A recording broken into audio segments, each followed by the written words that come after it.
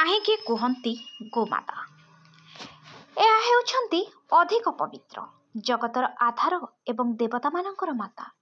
ତାର ମହିମା ଅବର୍ଣ୍ଣନୀୟ। ଗୋମାତାର ସାଦର ସ୍ପର୍ଶ କଲେ ସମସ୍ତ ପାପ ଖଣ୍ଡନ ହୁଏ। ଗୋମାତାକୁ ନିଜର ଦକ୍ଷିଣ ପାର୍ଶ୍ୱରେ ଦର୍ଶନ କରି ଯାତ୍ରା କଲେ ଅନେକ ଶୁଭଫଳ ମିଳିଥାଏ। ପ୍ରତିଦିନ ପ୍ରାର୍ଥନା କରିବା ଉଚିତ ଯେ ବହୁ ପ୍ରକାର ରୂପରଙ୍ଗ ବାଲା ବିଶ୍ୱରୂପିଣୀ ଗୋମାତା ସର୍ବଦା ଆମମାନଙ୍କ ପାଖକୁ ଆସନ୍ତୁ। ସଂସାରରେ ଗୋମାତା ଠାରୁ ବଳି ଅନ୍ୟ କୌଣସି ପ୍ରାଣୀ ଉତ୍କୃଷ୍ଟ ନୁହନ୍ତି। ତ୍ୱଚା, ଲୋମ, ଶିଙ୍ଗ, ଲାଞ୍ଜ, ଦୁଗ୍ଧ ଏବଂ ମେଦା ଆଦି ସହିତ ଗୋଦୁଗ୍ଧ, ଦହି, ଘିଅ ଆଦି ଦ୍ୱାରା ସମସ୍ତ ଯଜ୍ଞ ଓ ପୂଜାର ନିର୍ବାହ କରାଯାଇଥାଏ। ତେଣୁ ଗୋମାତା ଭାରତୀୟ ସନାତନ ସଂସ୍କୃତି ପାଇଁ ଶ୍ରେଷ୍ଠ ପ୍ରାଣୀ।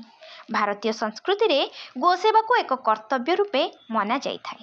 ନବଜାତ ବାଛୁରୀକୁ ଯେତେବେଳେ ଗୋମାତା ଅତି ସ୍ନେହର ସହ ଚାଟିଥାଏ, ତାଠାରୁ ବାହାରୁଥିବା ଫେଣ ଭୂମି ଉପରେ ପଡ଼ିଲେ ସେ ଭୂମି ପବିତ୍ର ହୋଇଥାଏ ଏବଂ ସେ ଭୂମିର ସମସ୍ତ ଦୋଷ ନିବାରଣ ହୋଇଥାଏ।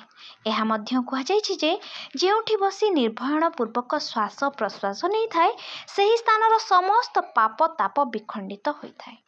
ଯଥା ନିର୍ବିଷ୍ଟ ଗୋକୁଳଂ ଯତ୍ର ଶ୍ୱାସଂ ମଞ୍ଜୁତି ନିର୍ଭୟଂ ବିରାଜୟତି ତଂ ଦେଶଂ ପାପଂ ଚାଷ ପକର୍ଷତି। ଏପରିକି ଯେଉଁ ଘରେ ଗୋମାତା ସେବା ହୋଇଥାଏ, ସେଠାରେ ପୁତ୍ର ପୌତ୍ର ଧନ ବିଦ୍ୟା ଆଦି ସୁଖ ସମସ୍ତ ଅକ୍ଳେଶରେ ପ୍ରାପ୍ତ ହୋଇଥାଏ। ମା ହିଁ କୌଣସି ପାତର ଅନ୍ତର ନ କରାଇ ଶିଶୁଟିକୁ କ୍ଷୀର ପିଆଇଥାଏ। ସେହିପରି ଏକ ଗୋମାତା ତାର ବାଛୁରୀ କି ଆଉ କୌଣସି ମାର ବାଛୁରୀ ନ ଭାବି କ୍ଷୀର ପିଆଉଥିବା ଦୃଶ୍ୟ ଆମେ ଏହି ଭିଡ଼ିଓରୁ ଦେଖିବାକୁ ପାଉଛୁ।